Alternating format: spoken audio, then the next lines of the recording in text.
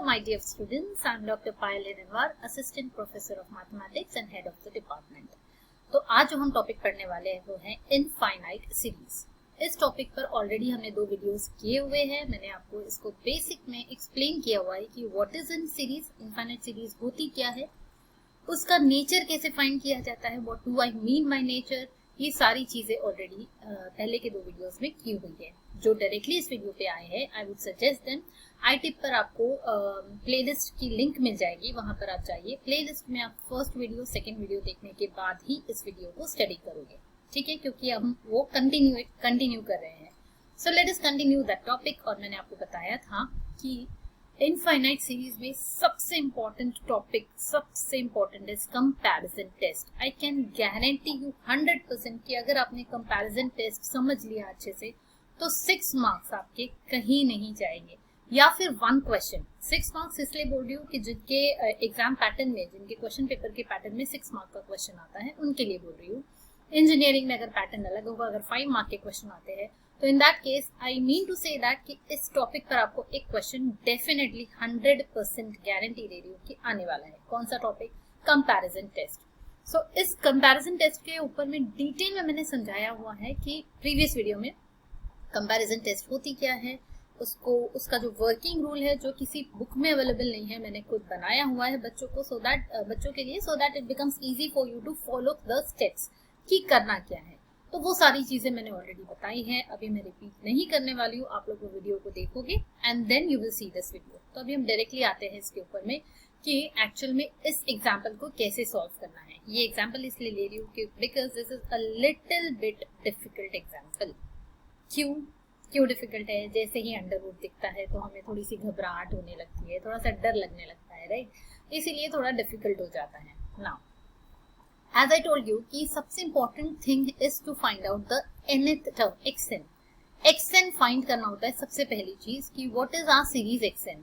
तो ये जो दी हुई है यही हमारी सीरीज xn है, यहाँ पर हमें फाइंड करने की जरूरत नहीं है, बट इसको थोड़ा सा सिंप्लीफाई करना है।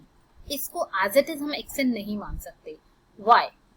क्या सिंप्लीफाई करना है? ये जो दिया हुआ है हमारे पास में सीरीज xn जो दी हुई है वो है इस फॉर्म में, या फिर मैं इसको xn लिखती हूँ इंस्टेड ऑफ राइटिंग सीरीज। हमारा xn क्या है यहाँ पर? xn is under root of n+1 minus root of n। अब हमें क्या करना है? मैं हमेशा आपको बोलती हूँ कि जब भी अंडर रूट दिखता है तो उससे get rid of that thing, है ना, उसको हटा दो अंडर रूट को, या डिनोमिनेटर में दिखता है तो उससे तो पहले ही उसको हटा दो। बट यहाँ मैं उल्टा बोलने वाली हूँ। जब भी आपको कंपैरिजन टेस्ट चाहिए लगानी होती है तो आपको डिनोमिनेटर में रूट n या n वाली टर्म होनी चाहिए। You need something in the denominator, but यहाँ पर कुछ है ही नहीं, तो लाना पड़ेगा। मतलब क्या करना पड़ेगा? कैसे ला सकते हैं? इस टर्म से हम रूट में ये कुछ टर्म कैसे ला सकते हैं, सॉरी डिनोमिनेटर में कोई टर्म कैसे ला सकते हैं? रैशनलाइजेशन सुना है आप लोगों ने? बिल्कुल सुना है, आपने किया भी है ये सारी चीजें पहले। तो हम इसको रैशनलाइज करेंगे। तो this is the important step जो आपको याद रखनी है। रैशनलाइज या जेडी बोलते हैं। क्या इंपॉर्टेंट स्टेप है जो आपको याद रखनी है? जब भी आपको एग्जाम में इस टाइप का एग्जाम्पल दिखेगा जहां पर अंडर रूट दिख रहा है न्यूमरेटर में, तो आपको उसको रैशनलाइज करना पड़ेगा ताकि डिनोमिनेटर में टर्म आ जाए। तो रैशनलाइज कैसे करते हैं? Let's see. इसी के कॉन्जुगेट से इसको मल्टीप्लाई और डिवाइड करते हैं। What is a conjugate? Conjugate मतलब इसी टर्म को एज इट इज लिखना है, बस बीच की साइन को चेंज करना है। मतलब ये टर्म को मैं एज इट इज लिखूंगी और इसकी बीच की जो साइन थी, जो माइनस थी, वो प्लस हो जाएगी। अगर ये प्लस होता तो उसको कॉन्जुगेट माइनस हो जाता। तो ये हमने लिख दिया, उसी से मल्टीप्लाई और डिवाइड किया। दैट मीन्स हमने एग्जाम्पल को चेंज नहीं किया। इक्वल टू लिख रही हूं मैं, बिकॉज हमने वो टर्म एज इट इज लिखी है। कैंसिल करने के बाद में यही टर्म आने वाली है, राइट? तो हमने कुछ चेंज नहीं किया है, बस इसको हम हमारी तरीके से सिंप्लीफाई कर रहे हैं। नाउ दिस इज, ये टर्म आपको दिख रही है यहाँ पर, दूसरी टर्म में सिर्फ माइनस साइन का चेंज है। That means this is a minus b and this is a plus b। तो what is a plus b, a minus b? It is a square minus b square. मतलब इसको हम यहाँ लिख सकते हैं root of n+1 whole square minus root of n whole square. a square minus b square वाला formula लगाया मैंने, और अंडर रूट में as it is n+1 plus under root of n। I hope समझ रहा होगा आप लोगों को। दैट मीन्स इसको रूट और स्क्वायर एक दूसरे को कैंसिल करते हैं, So this will become n plus 1, ये बन जाएगा minus n upon ये as it is, इस नीचे कुछ नहीं करना है, वो टर्म as it is रहेगी, ये n n cancel, यहाँ बचा 1 upon root of n plus 1 plus root of n. So now we have got the xn term, simplified form of xn, जिसमें हमें जो चाहिए था डिनोमिनेटर वाली टर्म मिल गई, राइट, डिनोमिनेटर में n आ गया. क्यों चाहिए था? बिकॉज हमें फाइंड करनी है ऑक्सिलरी सीरीज. ठीक है, मैं बार बार बोल रही हूँ, ये वीडियो अगर आप डायरेक्टली देखोगे आपको कुछ नहीं समझेगा, प्रीवियस वीडियो देखना जरूरी है. सो अब हम फाइंड करेंगे ऑक्सिलरी सीरीज. ऑक्सिलरी सीरीज के को नाम क्या देते हैं हम? yn, और उसको फाइंड करने का शॉर्टकट तरीका बताया था मैंने. ऑक्सिलरी सीरीज yn कैसे फाइंड की जाती है? अच्छा, सीरीज बोल रहे हैं तो समेशन लिखना पड़ेगा, समेशन yn विल बी, क्या शॉर्टकट बताया था? न्यूमरेटर में जो भी nth टर्म की हाईएस्ट पावर वाली टर्म होगी वो एज इट इज लिखना है.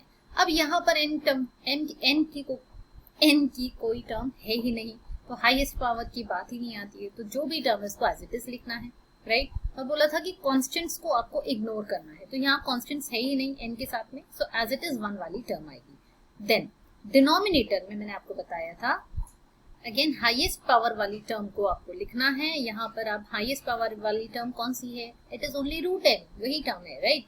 तो उसको आपको लिखना है as it is and constants को इग्नोर करना है. आप बोलोगे यहाँ 2 बार आ रहा है मैम रूट n, तो भले ही 2 रूट n हो जाए, आप root n plus root n भी लिख सकते हो, तो 2 रूट n आएगा, बट कांस्टेंट्स को इग्नोर करना है. तो वो कितने बार आ रहा है उसकी वैल्यू नहीं है, आपको सिर्फ ये टर्म लिखनी है. So the term will be 1 upon root n. ये बन गई आपकी ऑक्सिलरी सीरीज. ठीक है, now this is very important. Auxiliary series अगर आपने सही से फाइंड कर ली, दैट मीन्स आगे का आपका काम बहुत आसान हो जाएगा. तो ऑक्सिलरी सीरीज मिल गई. देन क्या करते हैं हम? अब हम फाइंड करेंगे limit of n tending to infinity xn upon yn. अगर ये लिमिट की वैल्यू फाइनाइट आ जाती है and 0 which is not equal to 0, 0 भी एक फाइनाइट नंबर है बट 0 नहीं आनी चाहिए, उसके अलावा कोई भी फाइनाइट वैल्यू अगर आती है तो हम कंपैरिजन टेस्ट लगा सकते हैं. ठीक है, तो पहले फाइंड आउट करते हैं what was our xn. xn क्या था हमारा? xn सीरीज थी, हाँ, हमें मिला था 1 upon under root of n plus 1 plus root n, right. Yes, ये मिली थी हमें. एंड ऑक्सिलरी सीरीज हमें मिली है 1 अपॉन रूट n.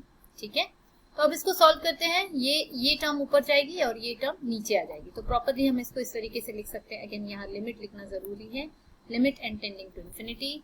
देन यहाँ पर भी आएगा लिमिट. जब तक हम लिमिट अप्लाई नहीं कर देते हमें लिखना होता है limit n tending to infinity. ये ऊपर जाएगा, that is root n upon under root of n plus 1 plus root n. अब आगे कैसे सॉल्व करना? As you can see numerator में रूट n है, अगर डिनोमिनेटर में भी रूट n दिख रहा है, अगर हम रूट n कॉमन निकाल लेते हैं तो हमारा प्रॉब्लम सॉल्व हो जाएगा, राइट. तो डिनोमिनेटर से मैंने रूट n कॉमन निकाल लिया, यहाँ पर बचेगा रूट ऑफ 1, यहाँ से n निकाल लिया, 1 बचा है. यहाँ रूट n नहीं था तो यहाँ जाएगा 1 अपॉन रूट n. ठीक है, प्लस ये रूट n हमने बाहर ले लिया तो 1 बचा. Now this will get cancelled and अब हम लिमिट अप्लाई कर सकते हैं. ऑलवेज रिमेंबर, जब भी limit n tending to infinity होता है तो हमें n डिनोमिनेटर में चलेगा पर न्यूमरेटर में नहीं चलेगा. क्यों? बिकॉज न्यूमरेटर में अगर n होगा तो आंसर इंफिनिटी आ जाएगा, right. That means limit exist ही नहीं होगी. एंड अगर डिनोमिनेटर में समथिंग अपॉन n होगा तो 1 अपॉन इंफिनिटी 0 होता है, तो हमें चलेगा, राइट. तो यहाँ डिनोमिनेटर में आ गया है n, that means we can apply the limit now. अब अगर लिमिट अप्लाई करते हैं तो 1 upon under root of 1 plus 1 upon infinity plus 1. ठीक है, that is 1 upon 1 plus 0. 1 by infinity क्या होता है? 1 plus 0. So under root of 1 plus 0 plus 1, that means 1 upon 1 plus 1, that is 1 by 2, which is not equal to 0 and which is a finite value. तो जो हमें चाहिए था वो मिल गया है. That means we are getting over here the limit is coming out to be finite. Limit finite है मतलब हम कंपैरिजन टेस्ट लगा सकते हैं. अच्छा, कंपैरिजन टेस्ट से लगाने से पहले हम ये देख लेंगे कि हमारे yn का नेचर क्या आ रहा है. What was the series yn? Auxiliary series yn was series 1 upon root n. That means इसी को हम लिख सकते हैं सीरीज 1 अपॉन n का power 1 by 2, right. Root n मतलब पावर 1/2, तो 1/2 मतलब ये हो गया हमारा p की वैल्यू यहाँ पर। अगर हम इसको p सीरीज से कंपेयर करते हैं, this is a p series where p is equal to 1/2। Now what is a p series, ये सारी चीजें मैंने प्रीवियस वीडियो में डिस्कस की हुई है।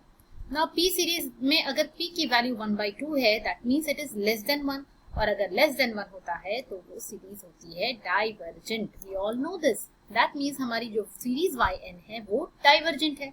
अगर सीरीज yn डाइवर्जेंट है तो by comparison test series xn is also divergent. ठीक है, और ये जो एग्जाम्पल है इसको लिखने का तरीका प्रॉपरली आपको कैसे लिखना है ताकि आपको एग्जाम में फुल मार्क्स मिले, आपका आधा मार्क भी नहीं कटेगा अगर आप उस तरीके से लिखोगे। तो ये जो तरीका है वो मैंने आपको प्रीवियस वीडियो में बताया है, यहाँ पर मैं थोड़ा शॉर्ट में लिख रही हूँ टू सेव टाइम। तो आप फर्स्ट प्रीवियस वीडियो जरूर चेकआउट करना, that is very very important.